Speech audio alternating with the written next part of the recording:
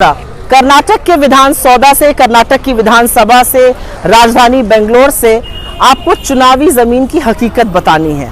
और ऐसा लगता है कि भारतीय जनता पार्टी की नाक के नीचे जमीन पूरी तरह से खिसकती जा रही है और सर्वे आफ्टर सर्वे ये बता रहा है कि कांग्रेस पूर्ण बहुमत से सरकार बनाएगी।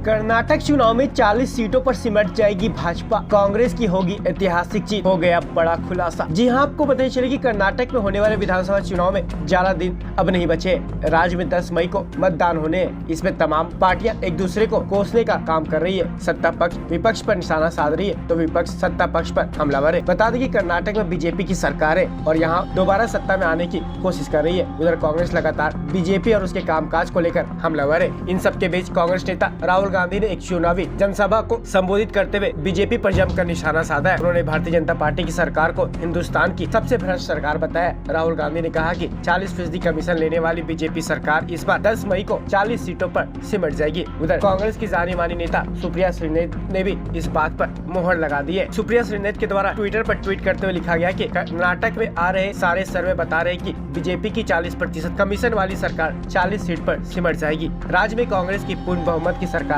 बनने जा रही है। यहाँ आपको पता चले कि जिस तरीके से चुनावी सर्वे सामने आ रहे हैं, जिसमें यह सर्वे में खुलासा हो रहा है कि आने वाले विधानसभा चुनाव में कर्नाटक में 40 सीटों पर भाजपा सिमट जाएगी, जिसकी वजह से भाजपा खेमे में हल्का मचा हुआ है। फिलहाल इस खबर को देखकर आप क्या सोचते और समझते हैं, हमें कमेंट करके जरूर बताएं।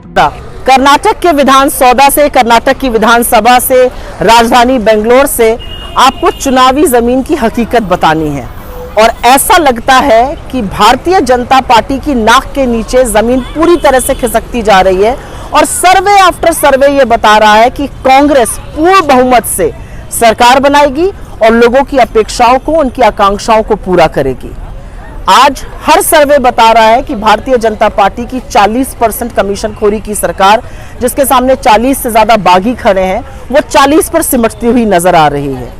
क्योंकि लोगों ने मन बना लिया है कि अब इस तरह का भ्रष्टाचार, इस तरह की नफरत, लोगों के साथ जो धोखा हुआ है वो अब नहीं चल सकता है।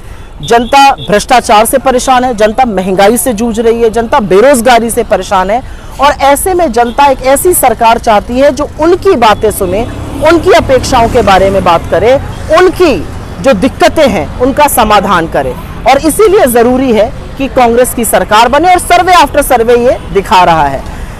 ये विधान सौदा है और यहाँ पर सत्तारूढ़ दल जो काबिज है भारतीय जनता पार्टी, जो चोरी से इन्होंने सरकार बनाई थी, वो कहीं ये भूल गया कि लोकतंत्र में मताधिकार का सम्मान करना जरूरी है और इसीलिए लोग अब उनको सबक सिखाएंगे। लोकतंत्र में लोगों से ऊपर ज्यादा कुछ होता नहीं है। कांग्रेस ने ऐसे तमाम वादे किए हैं जिनको हम पूरा करेंगे।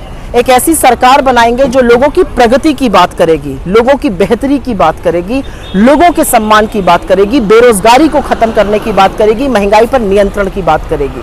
और ऐसा कुछ जब हम करेंगे तो लोग हमें जरूर आशीर्वाद देंगे और सारे सर्वे हर ओर से यही बता रहे हैं।